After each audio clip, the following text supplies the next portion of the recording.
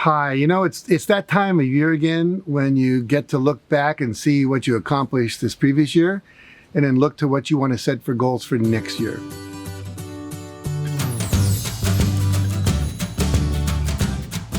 And one of the big things that comes up for a lot of people when they look back at the previous year, they often go, oh my God, there's a lot of things I didn't accomplish.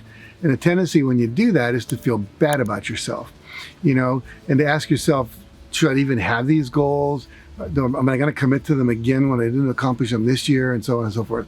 So I'd like to introduce a concept to you. It's called the gap. And I learned this from a guy named Dan Sullivan at the Strategic Coach Program. And it's one of the things that really helped me a lot. And the idea is that when you are setting goals and when you're reviewing your goals, there's three areas you have to look at. We're going to call it actual one.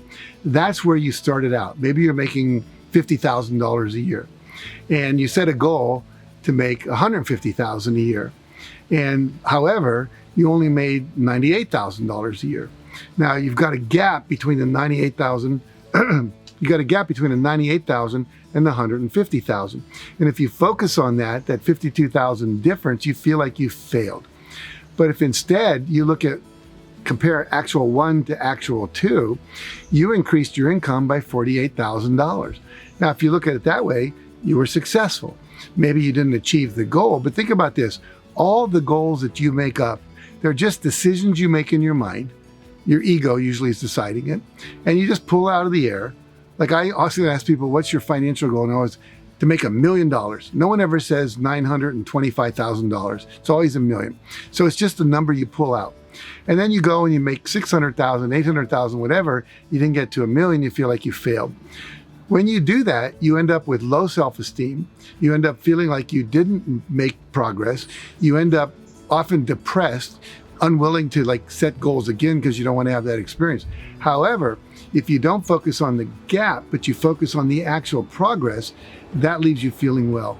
So what I want you to do when you look at the goals that you didn't achieve this year in terms of how much by when, what I want you to do is ask yourself a couple questions. Did I make progress? Can I celebrate that progress? I usually set about 21 goals every year, 3 in the 7 areas that I talk about, which we'll mention in just a minute. And I often will get 15, 16, 17 of those goals. Some years I might only get 12 or 13. However, by the next year, many of those that I didn't achieve this year get achieved that year. So sometimes it just takes a little longer than our intellectual mind put down on paper. And that's okay. You're still making progress. So when you look at each of the areas where you set goals, ask yourself, did I make progress? And if you did, feel good about it. And the second thing is to ask yourself, is this goal a should? Like it shows up year after year after year after year. I remember I had a goal to stop drinking wine. And then I realized, because I wanted to lose weight, and then I realized I actually like drinking wine. I don't mind being 10 pounds overweight if it means I don't have to give up wine. And so I made a decision. Now, the reality of that is that I would rather weigh 10 pounds more and enjoy the wine. Now, I've made a recent decision. I'm drinking a lot less than I did before, but I didn't have to beat myself up for what I was doing in the past. Some of the goals we put down on our to-do list or our goal list are things we think we should do, but we really don't want to do. So really ask yourself, is this a should goal or is it something I really want? If it's something you really want, commit to it again, develop more skill, use the principles we teach of visualization and affirmations, having a support team and an accountability partner, taking action, responding to feedback, and never giving in. If you make it important enough and you have consequences, rewards for achieving it, consequences for not, applying all those principles, having a coach, having a mentor, etc., you can achieve that goal if you make it a high priority. Now, let's look to making goals for this coming year.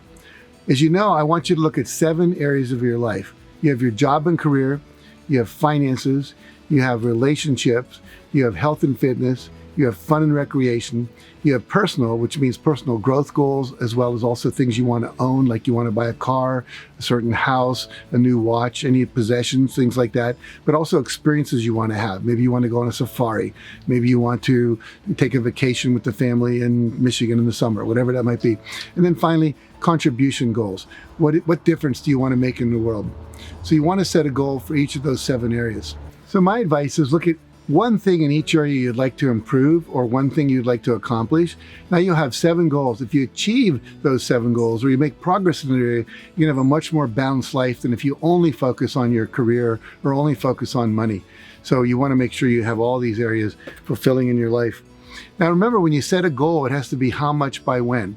So it has to be measurable in time and space in a way that a third person could come and say, so many square feet, so many clients, so many dollars, so many podcasts, whatever it is that you're doing that can be measured. So your goals are measurable. And then also I want you to set at least one breakthrough goal. Now, if you remember, I define a breakthrough goal as a goal that will quantum leap your life, not just like a 10 or 20% increase, but a quantum leap in your life in one area that would make your life totally different. So an example of some quantum leap goals that people have set in the past, breakthrough goals, would be to double your income. It could be to get Uber as a client. It could be to open up China as a market for your downline in your multi-level marketing company. It could be to write and publish a book. It could be to become cancer-free. It could be to lose 50 pounds. It could be to get your children scholarships in college, but something that would be a major breakthrough goal for you in some area of your life. It might be to get a major certification, like get your realtor's license or get your MBA degree or get your massage license or become a ICF, certified coach. So think of something that would be a quantum leap and commit to that. So you've got this one overarching goal, the one thing that would pretty much change everything if you accomplished it. Breakthrough goals are very powerful. Then make a commitment to do 5 things a day for the achievement of that breakthrough goal. Make sure you write your goals down. Make sure you tell people about it. Post it on your website, let people know in social media you've committed to these goals.